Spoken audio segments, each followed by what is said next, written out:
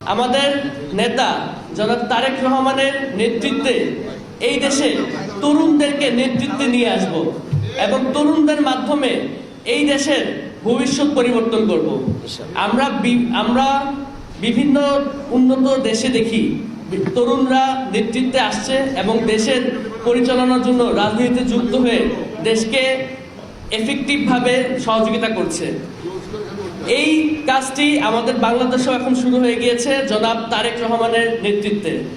তিনি তরুণ নেতৃত্বকে আস্তে আস্তে সামনের দিকে নিয়ে আসছে এবং কিভাবে তরুণ নেতৃত্বের ধারা বাংলাদেশ রাজনীতিকে পরিবর্তন করা যায় এবং দেশের ভবিষ্যৎ আরো সুন্দর করা যায় তার এই ব্যাপারে বিশাল কর্ম পরিকল্পনা রয়েছে। তিনি যদি তার লক্ষ্যে অটুট থাকতে পারে, তিনি যদি সেই পরিকল্পনা অনুযায়ী এখানে এসে সবার সহযোগিতায় কাজ করতে পারে, তাহলে আমরা শহীদদের এবং আহতদের যে স্বপ্নের বাংলাদেশ আমরা স্বপ্ন দেখি, সেই স্বপ্নের বাংলাদেশ জনাব তারেক রহমানের নেতৃত্বে আমরা তৈরি করতে পারবো।